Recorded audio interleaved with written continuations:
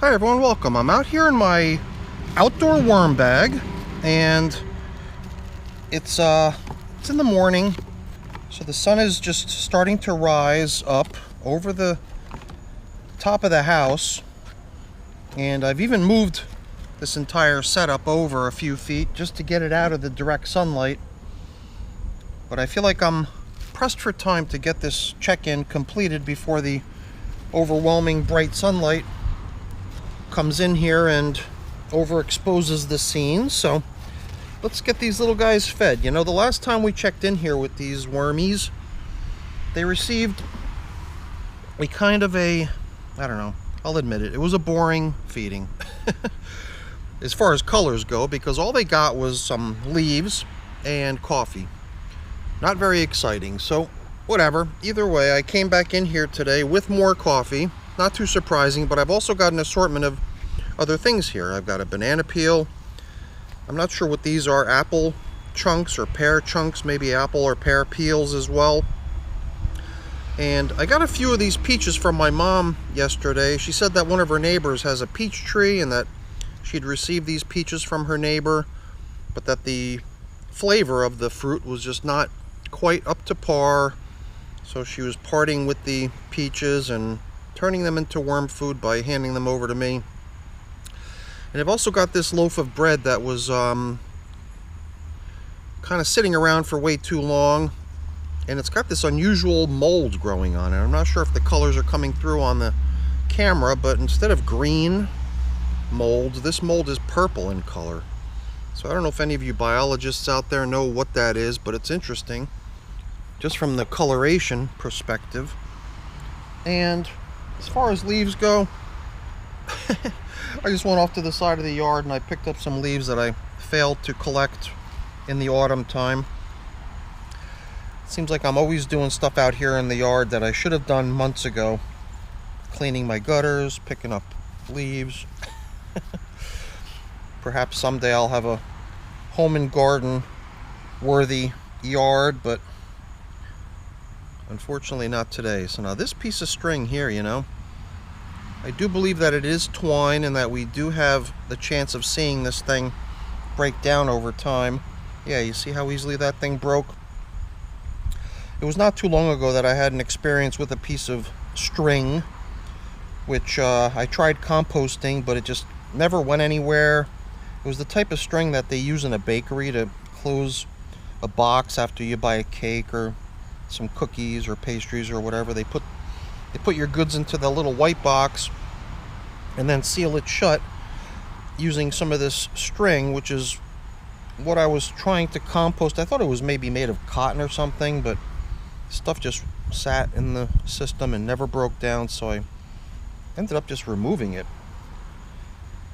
Never seeing any progress on it. So I can see some of the leaves that we placed in here last time. These leaves had been soaked. I had put them into a carton and let them soak in water before getting put in here with the worms.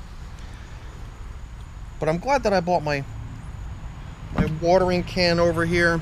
I'm going to, you know, even before we put in today's feeding, I'm going to just go ahead and start incorporating a little bit of extra moisture into here. Well, you know, I don't have a whole lot in this can, so I've already used up about half of what I came over here with. Let's not use any more up, because I'd like to add a little bit more on top of this dry leafy contribution to their bedding.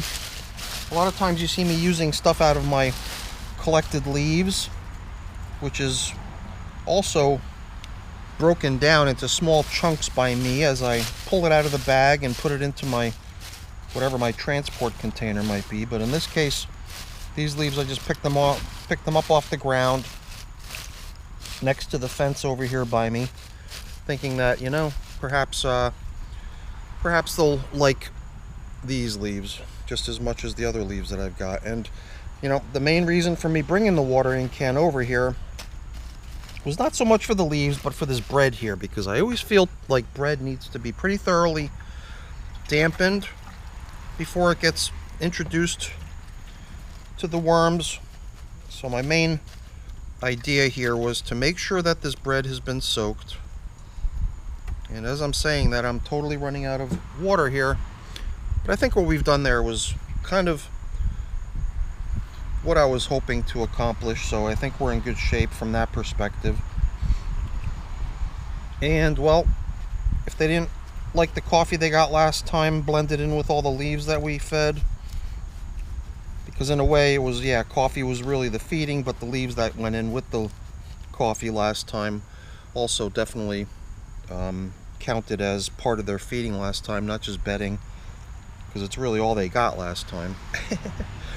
So this time I think they're probably going to appreciate this assortment of yummy fruits, the banana peel, these, what are these anyway? Pear? Might be pear. Peaches. In addition to the coffee and other stuff. So let's go ahead and add a little bit of grit. Sometimes I'll just put together a little care package and bring it upstairs from my wormery, but in this case I actually bought up the little grit container that I use down in my basement. And now, as we cover up the feeding zone, I'm just going to do a quick lap around the system to get a sense of how things look. And you know, this twine, definitely making progress here, so I'm not worried about it.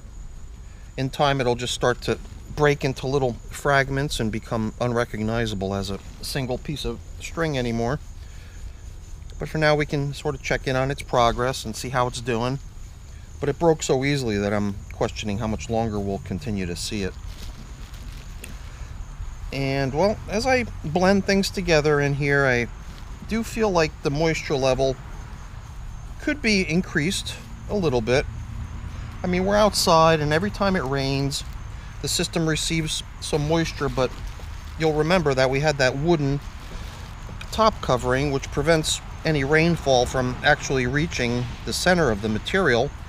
If anything, the water will fall onto that wood and then most likely just slide off in one direction based on whatever side the lower end of that piece of plywood is, and then end up adding moisture just to a little tiny section of the container. So in a way, it does seem like we're guarding this system from receiving moisture. And you know, now I'm reminded we actually added our grit last time very late in the game. We were almost done and we just sprinkled it out onto the surface. This time I remembered to add it to the foods that we're giving them. So let's see, do we have maybe just a couple more drops in here? Not much. Literally just a couple drops, but I figured let's give it to them anyway.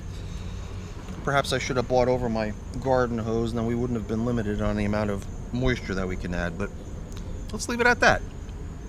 All we've got left to do here is to bring back the top covering, and I'm getting this feeling that maybe next time we come back in here, we might want to bring the garden hose over here and perhaps give the system a nice thorough dampening.